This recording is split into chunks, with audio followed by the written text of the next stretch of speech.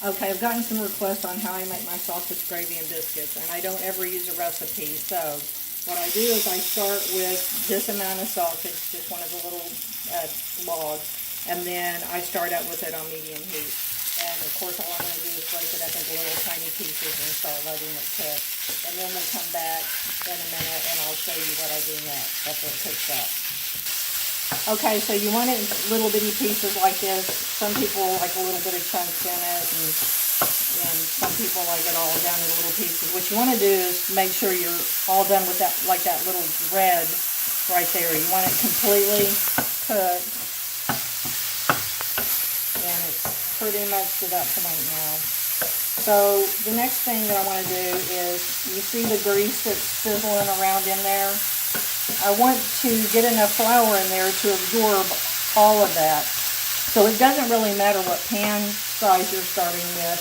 It just matters how much grease that you're trying to absorb. So, and I just use self-rising flour. And sorry, again, I don't have measurements. Maybe you can figure it out from this video, but I just guesstimate on how much I need to fill all that up.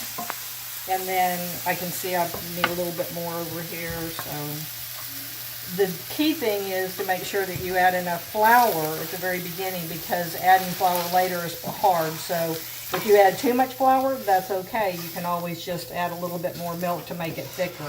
Yeah, don't want to mess it up. No, don't want to mess it up. So what we do then is just stir it all in.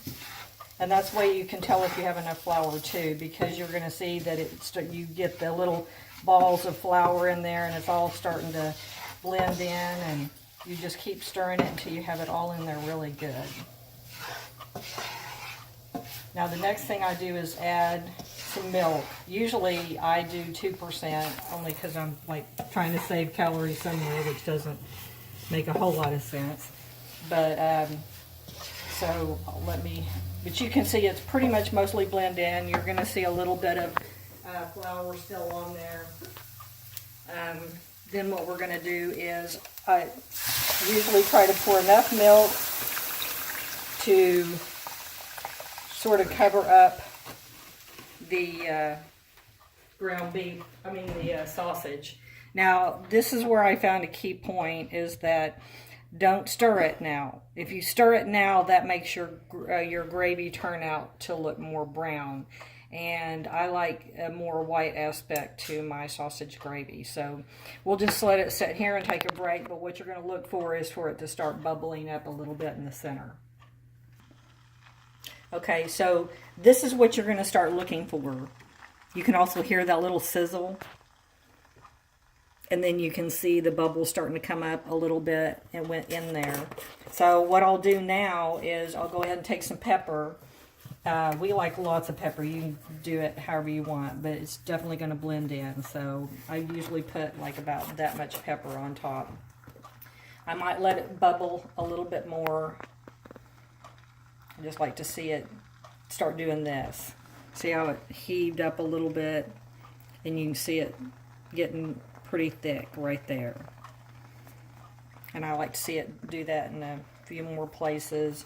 The one thing, you can put your spatula down if you're getting nervous and just do a little scrape down there just to make sure it's not sticking on the bottom. And then you just start stirring everything slowly. What you're trying to do now is just sort of let the grease that absorbed the flour sort of mix slowly in with the milk, and that's what starts creating your gravy for you without making it brown. So this is, and now what you're going to do is you pretty much just slowly, you can stop a minute, let it start bubbling a little bit. The key thing is to keep your spatula going on where your burner is, so you're not creating any thick films. Now this whole time I've been fixing the gravy, I've kept it at a certain particular temperature. Now's when you might want to turn it down to a low heat. So on my stove, that's going to be about, I went from about a 7 to a 3. And then you want to keep moving your spatula. Now you can see it's really starting to go, and you want to make sure that it doesn't stick. That's the key thing, because that's when you're going to get like a thin, long strip of brown film, and you don't want that in your gravy. So, and that's why I turned it down, because that'll keep that from happening then too. So this is all you do at this point, is continue to stir it and mix it up, and you can see it getting thicker. So what you're going to do at this point is you're wanting a little bit of the moisture to boil out so that it does get thick and it turns into gravy. Now this is where you can have a couple of things happen. One, it turns out perfect. It's the right thickness, you're done. Another thing that can happen though is that it's not getting thick enough. So you need to keep stirring it. Just let a little bit more of the moisture boil out. Don't try to add more flour to it, because then you're just going to get a pasty flavor. And then once you keep stirring it, and the other thing that can happen is that it gets too thick because it's boiled out a lot of the water. That simply means you didn't add enough milk at the beginning. That you can add more of.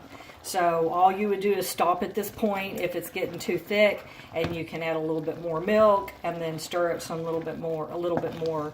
And you're just going to want it to start getting gravy thickness. This is what you're starting to look for. You want it thick enough so that if you go to pour it on your biscuits, that it's going to stick nice and good. So this is pretty much how you make it. This is sausage gravy. That's all you have to do. Okay, so as you can see now, we definitely have that gravy thickness. And so what you want to do is make sure you turn off your burner now, because you don't want it to get too hot. You also don't want it to burn or anything else like that. So now that you have it at the right thickness, now don't worry if you forget to turn off the burner. You can always just move it off the burner. You just want to remove the heat at this point, because it's at the right thickness. And so my burner is still a little bit hot, because unfortunately I'm on an electric stove. So what I'm going to do at this point is go ahead and just slide it over to another burner. So I've totally removed the heat. And I don't put this in a different dish. I don't do anything like that. We serve it up straight from the pan. So that's it.